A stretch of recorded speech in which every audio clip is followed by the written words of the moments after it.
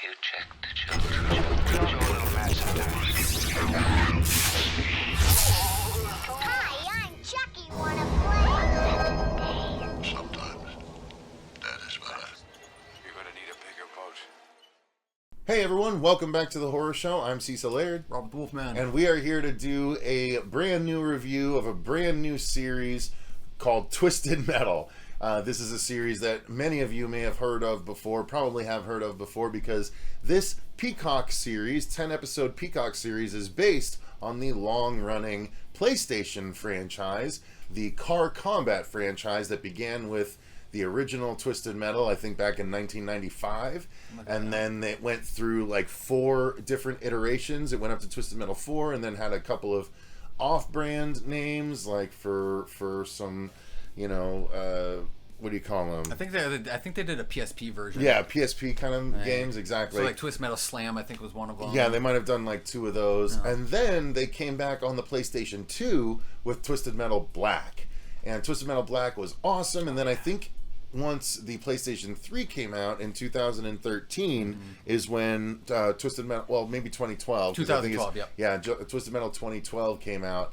And they maintained the darker tone that Black set up, because Black was easily, in my opinion, the best Twisted Metal game ever to come out. Absolutely. Fantastic. So, this is a series that's been near and dear to my heart for many, many years. I've loved Twisted Metal. Some of my best memories playing video games with my friends growing up were Twisted Metal. I absolutely love this game franchise. So, producer Dave, who I've known since literally preschool, he had the PlayStation that I didn't. I had the Nintendo system. Okay. He had PlayStation, and so he had Twisted Metal, and so I went over to his place and we played that so often. And then eventually I got a PlayStation and I started to play the games as well.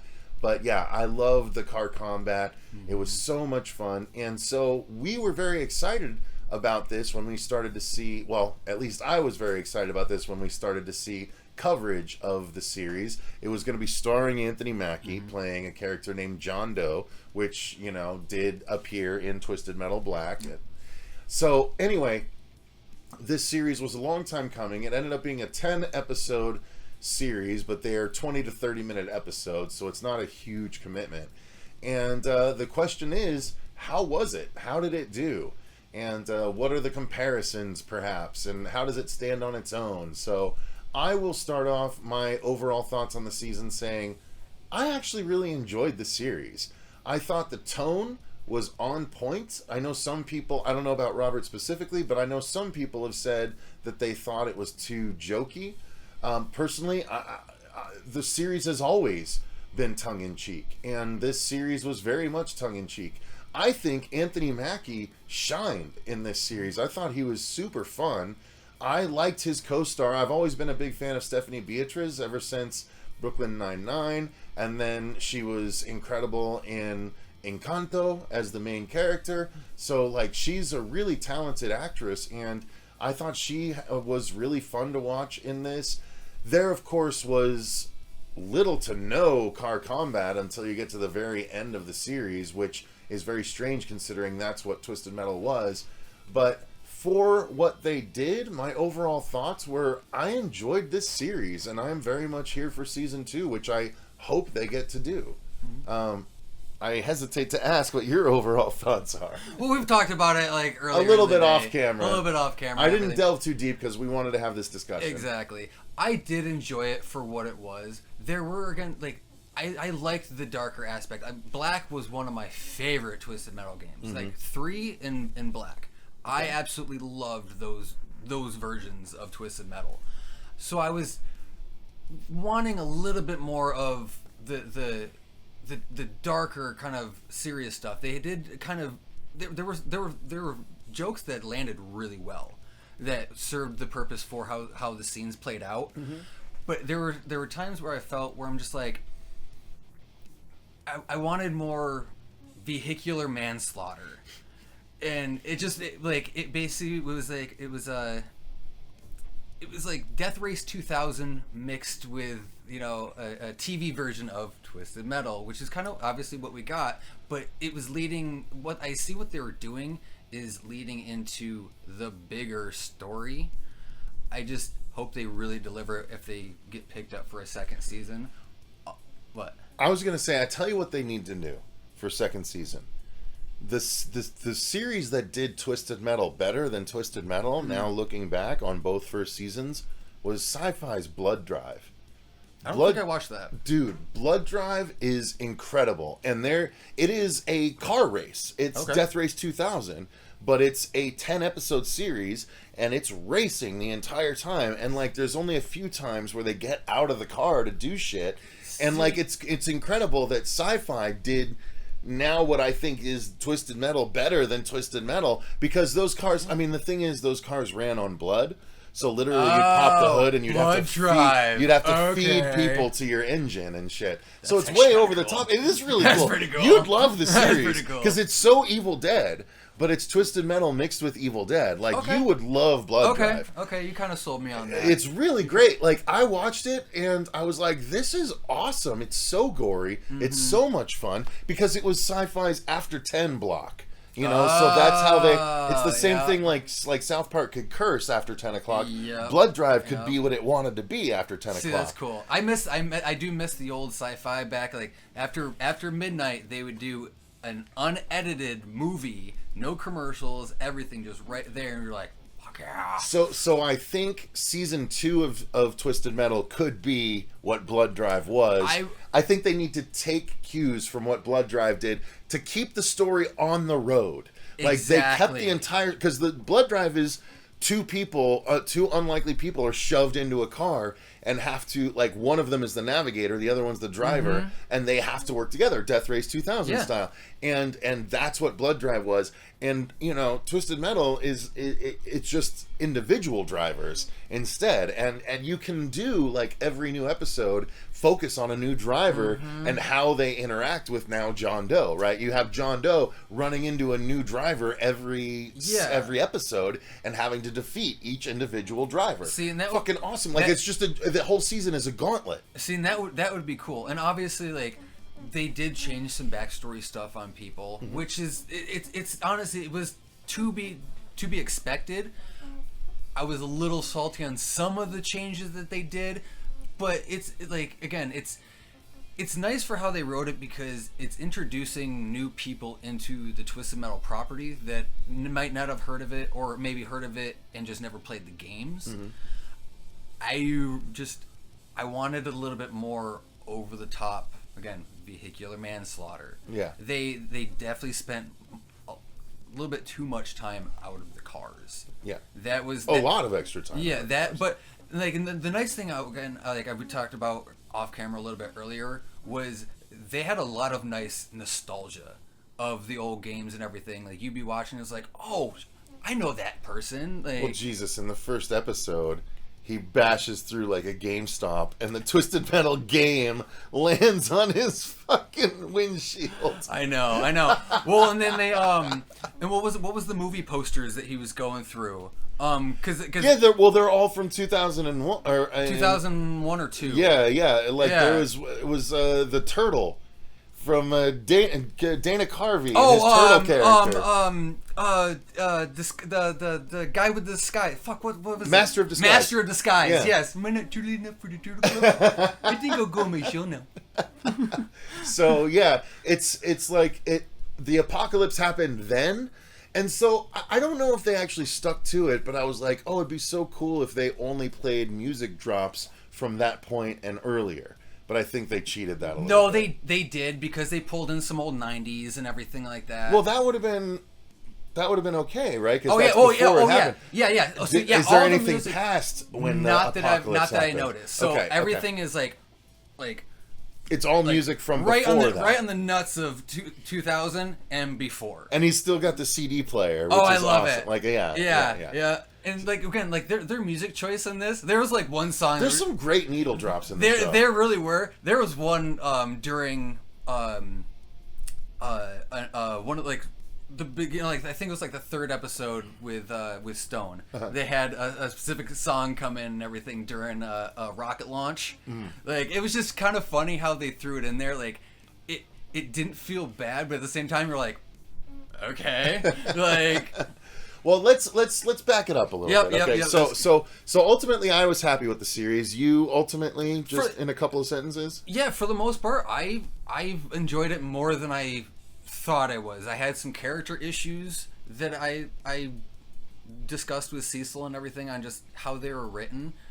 And other than that, I personally, I'll give this about a 7 out of 10. If I had to give it a score, I'd give it probably an 8. That's fair. 7.5, 8. Okay.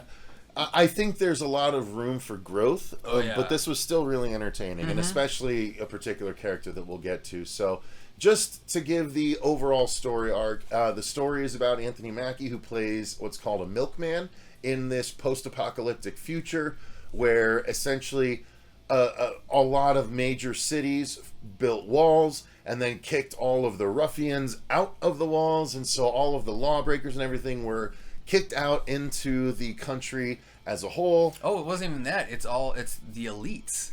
All the rich people. All the rich people kicked all the poors out and everything. Yeah, that's literally, that's pretty much where it's at. But yeah, so they have these societies existing within the walls, but there's rules and stuff.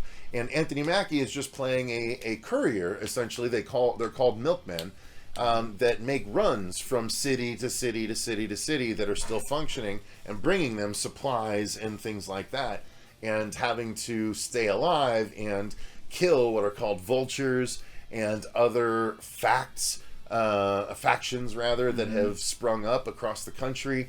And so Anthony Mackie makes a delivery to New San Francisco, is I think what they call it, and he is actually asked into the city for the first time in like his 10 to 15 years being a courier.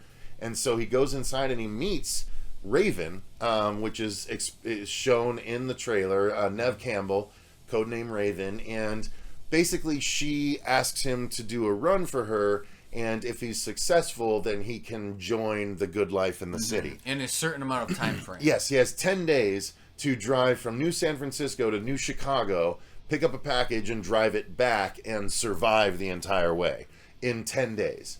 So that's the premise of the show. That is episode 1, and then the adventure starts. And along the way, you meet a bunch of different characters from the games, but they don't do like big neon signs where it's like, this is this character. Like some things just happen quickly, and if you're not paying attention, you won't realize that was a character from the game. So it's kind of interesting. There's no like proper Twisted Metal tournament in this season.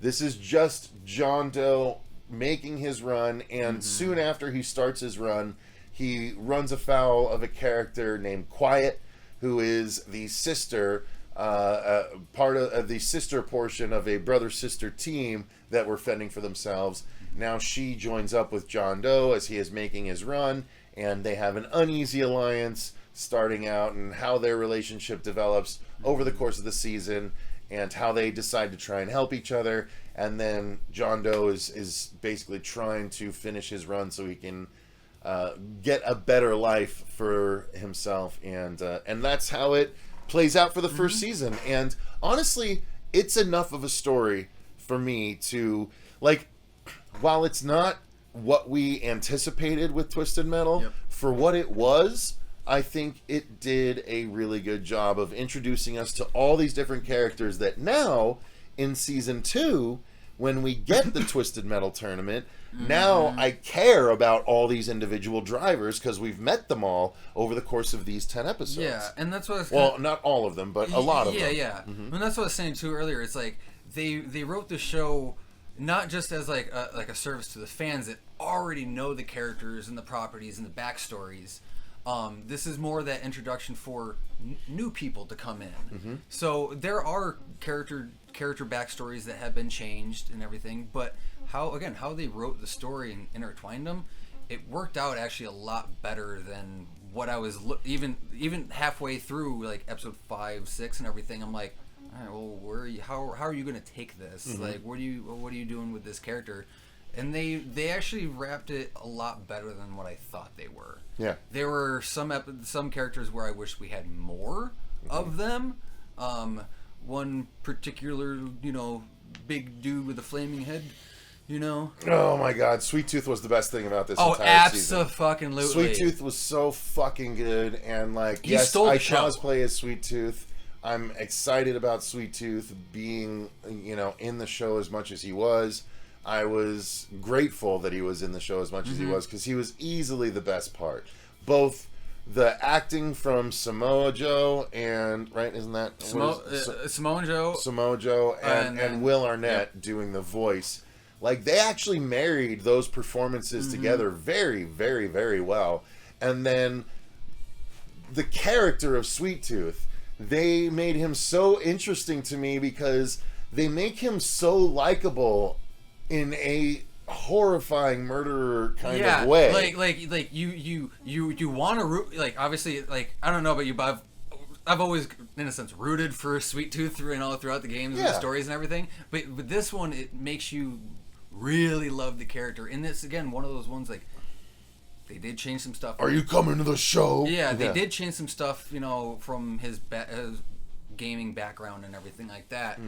There was one scene in particular, I'm just like, I wasn't too jazzed on how they did that. I liked it all. It was a cheap thrill kill. That was my issue. Okay. Like, and we've talked about that. Like, they've pulled that in other movies and stuff before. It was just, I don't know. Like, for how they were rewriting the character, yes, it worked. Especially with you guys knowing he's split personalities, so he's multiple people and things. But I was, sorry guys. Sweet Tooth absolutely was the shining star of this series.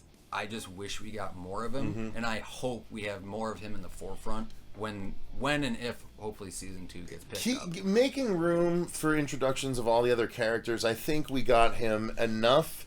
Like, I wasn't, like, I would love to have had more of him, but I think the amount of him that we got was a good amount, considering we had to learn about everyone else as well. Yes. Now I think, yes, we can focus on him a bit more because everyone's got their establishings already. And he wasn't the main character of the show. He just happened to. But he was still in like show. 5 of the 10 episodes. So he did steal the show. He was so entertaining, so well written as far as the psychopath goes. Oh, absolutely. And everyone reacting to him, like they're all of their uncomfortableness. Everyone's acting was raised around the performance of Sweet Tooth to me, because like it was so fun to watch. Well, it was cool because I was reading an article. I was like last night or the night before, and it was Joe and Arnett talking how they were working together, and basically like how Joe was like working off of his mannerisms and back and forth, and they literally basically like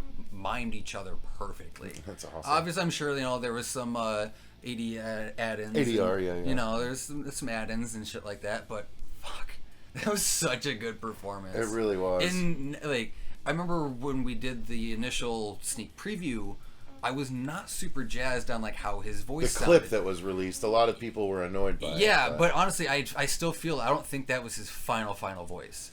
I disagree. I think it was exactly the same clip that was actually I don't know. in the show. Maybe I was just hearing it different and it just threw me off. I'm hearing like Arnett. In context of the show, it plays well. It does. Pulled out from the show, it doesn't play the best. But I think it played really well. I thought the storyline played really well throughout. The Vegas of it all and then beyond, and then you saw how crazy it gets in the final episode for Sweet Tooth and everything else. The final 2 episodes, like, if you guys, again, I'm gonna say this, like, if you guys are like through like episode 4 and 5 and you're like, oh, what the fuck? Yeah. Hold on and finish the series, because the last 2 episodes were the fucking best, and it made me even more excited for season 2, because again, we had that introduction of, well, these are our characters, where are they going to now? And they left it open for a whole new section. Yeah, they did a wonderful job with it. It's fantastic. Honestly, I just had so much fun with the series. A lot of people, well, not a lot of people, but some people I've seen have thought it was too funny, too goofy and stuff, but I'm like, no, that's the tongue-in-cheekness of the games, and they just brought it over to the show. And Anthony Mackie was charming as hell. in this role. Like, I think he's allowed off the leash way more than when he gets to play, you know, the Falcon in the Marvel universe. Oh, absolutely. You can definitely tell he had an absolute such a blast. And he was one of the producers or executive producers on this. Okay. So he definitely... And Stephanie Beatrice did a great... I thought... Like, I know we're differing on this. Yes. But I thought Stephanie Beatrice, who played Quiet, I thought she did a great job. She did do a great job. And honestly, I liked her in Brooklyn Nine-Nine. Mm-hmm. It was how they wrote her character for the ups and downs. Yeah. Like, she literally, out of her own, like selfish drive, like, she kept fucking things up. And that was where my annoyance was. Okay. Is how they wrote her. Because, again, she was a character you did sympathize. And then all of a sudden you're like, holy shit, you're fucking annoying. Go away. And then all of a sudden, then they come back with, okay, she's awesome. She's kicking ass. And then something will happen. It's like, fucking do something with this character. I enjoyed her character throughout, so I didn't bump into that. I thought, like, it's typical stuff with a long running TV show where they have to manufacture drama and manufacture reasons as to why the characters go apart for a few episodes or an episode or two and then come back together and stuff. Mm-hmm. It's just a matter of seeing how well it's executed. There was one episode when they were taking shelter during a storm and everything. That was a good episode. I thought it was, and honestly, that's where I'm like, okay, cool. We had like her like selfish drive through here, and then okay, cool. Here's her arc. She's right back to the beginning, and then they change her right back to that arc that they introduced into the one of the episodes. But I think that's a natural evolution of a human growing. Right? They'll advance and then they'll get scared and retract and do old shit and then realize, no, I'm beyond this now.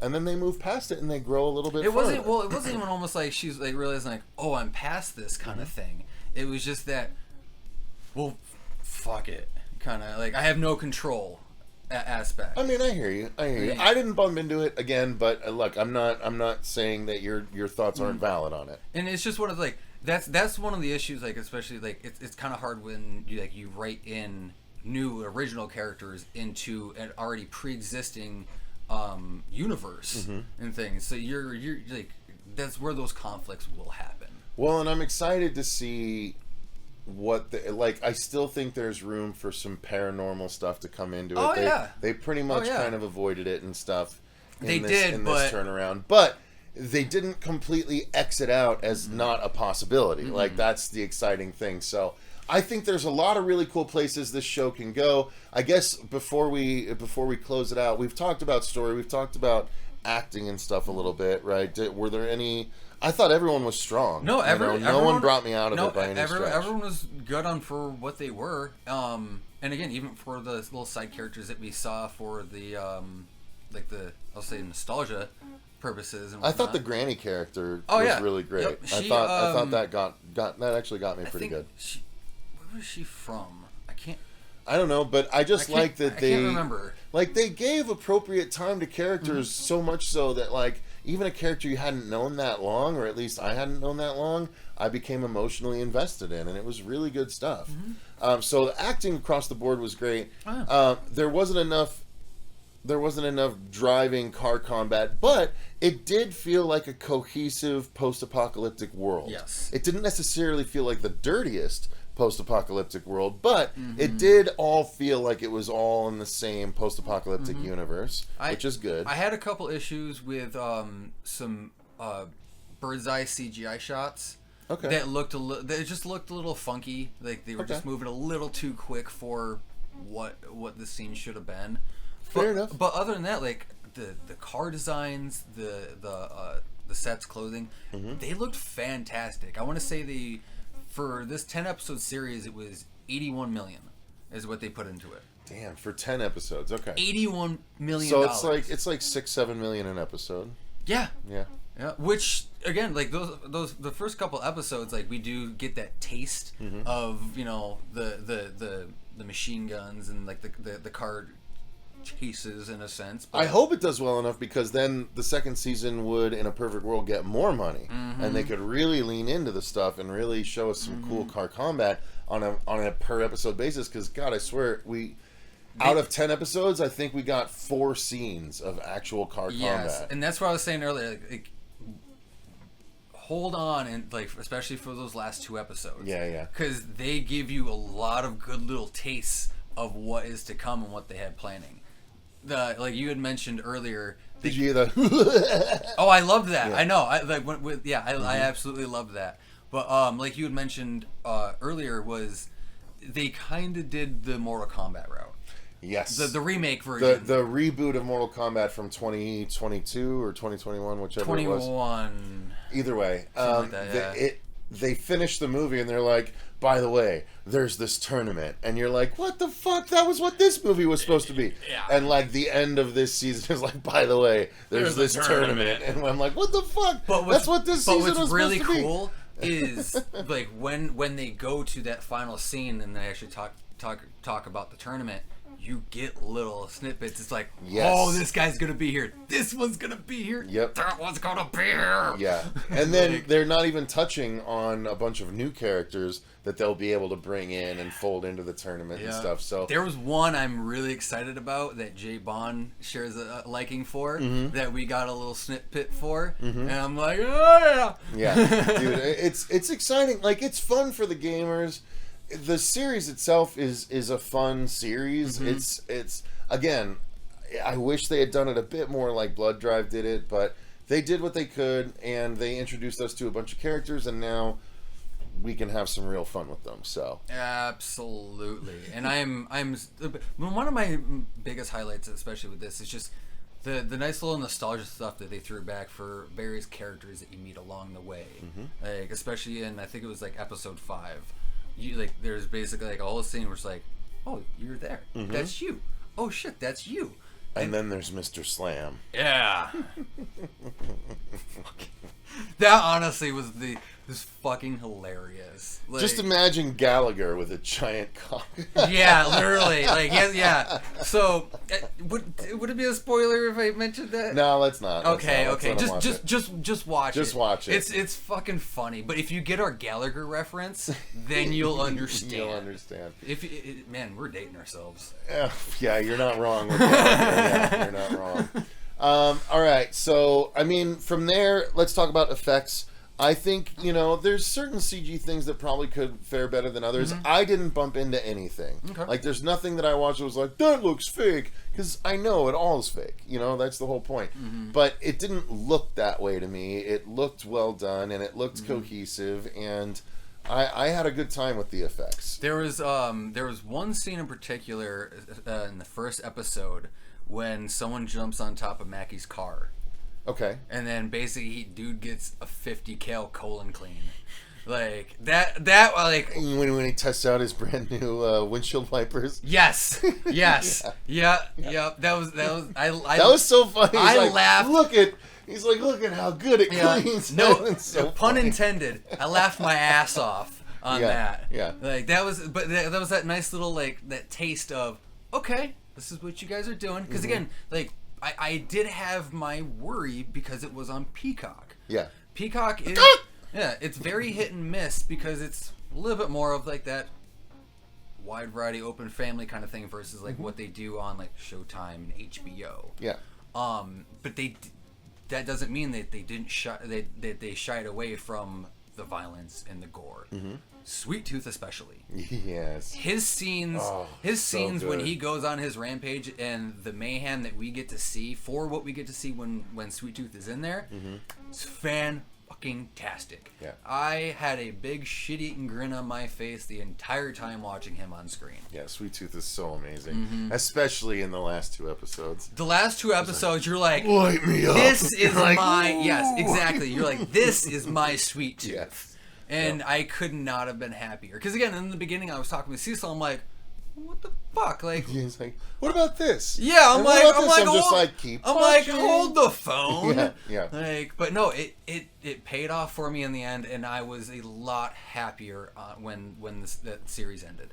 I want to see. And I kind of want to go back and rewatch I want to it. see the Calypso of it all because we did get Snitches. like tiny little hints of Calypso. Like not even the character, but just mentions of the character during the courier process. So I'm so excited for them to dive into that and actually lean in to the paranormal side of the series and like tell us why everyone's doing this and stuff. Like, let's do it. Like, this was just so fun. Because I'm especially curious now. It's like, because obviously, like, for those who are familiar with the games, you know the grand prize is your heart's desire. A wish. Your one wish. You get a wish, yeah. But typically, being, well, it turns out that Calypso being the stole his power from a demon. That's why he's able to do what he but can. Calypso being a douchebag, no one ever really gets their happy ending. Well, it's very much a devil's bargain. Exactly. Technically, the only character that had actually gotten a happy ending was in Black, and that was Dollface. Yeah. She was the only character out of all of them to actually get her good ending and get what she wanted. So, that all being said, I think the series is worth your guys' time. It's 10, 20 to 30 minute episodes, so they cruise by super fast. We watched it with commercials, and it still cruised by super fast. If you have a specific, if you have a commercial-free Peacock, dude, you'll get through these so fast. But it's so fun. Like, it is so fun. The characters are having a ball. The effects are really great, and getting to see... Like, I can't wait to see them do the rest of the characters the way they did Sweet Tooth in season 1. Yes. Like, to me, that's what they need to do. Like, give everyone their shine. The way they did Sweet Tooth in this season. So well, fucking cool. like kind of like we were talking about earlier, is especially if like what they do with season 2 is each episode focuses on a driver. John Doe versus a new driver. Exactly. Like, yeah. So we get the snippets. It's just a giant gauntlet.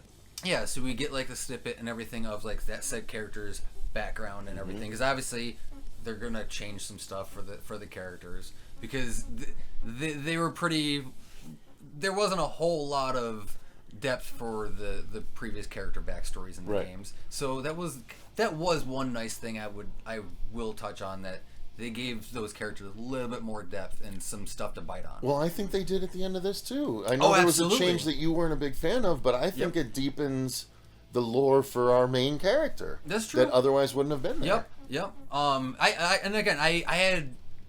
had my reservations going through it, but once the series ended, I was a lot happier with it. That's cool. Because I know you were a little iffy on it. I was, and I'm still kind of iffy on one final character that they showed in one final scene. Yeah. So I'm curious on how that's gonna play out, and vehicle-wise, things like that. Yeah. But all in all, I'm pretty excited for season 2. Just how long is it going to take now? Are they going to even approve it? Like, I would hope so. And honestly, like IMDb, like I was looking at their ratings earlier, that's sitting at a 7.8 out of 10. Really? Nice. So they're like, so the ratings are like, people are liking it. There are, again, like if you grew up with the series and you know the characters and the backstories, you are going to have those adjustments and those little bit of issues. But if you like I was talking about earlier, is if you look at it as they're changing it to be able to introduce it to a new generation, a new audience for those that might not have ever played the games, people are going to gravitate towards this a lot better. And it does, like, for those, again, too, fans that were of like Death Race and things like that, you do have those little touches and that people will enjoy. Just give me more vehicular manslaughter. Yes, and I think we will get that in season 2. I believe so too. I just hope it doesn't take too long because of the strike stuff. Well, that's my. It just dropped. They probably wouldn't have gotten back to it for a few months anyway. So, but nonetheless, I just hope the response is good enough that they justify doing a second season. Same, because I think it could really improve. So, thank you guys very much for watching, and let us know what your thoughts on the series are down in the comments below. I am very curious to know if people hated it or enjoyed it ultimately like we did. But thank you guys very much for watching. If you've watched up to this point, thank you to all of our patrons for supporting the channel the way that you do. We very much greatly appreciate it. Until next time, though, I've been Cecil Laird. Rob Wolfman. And remember, stay scared.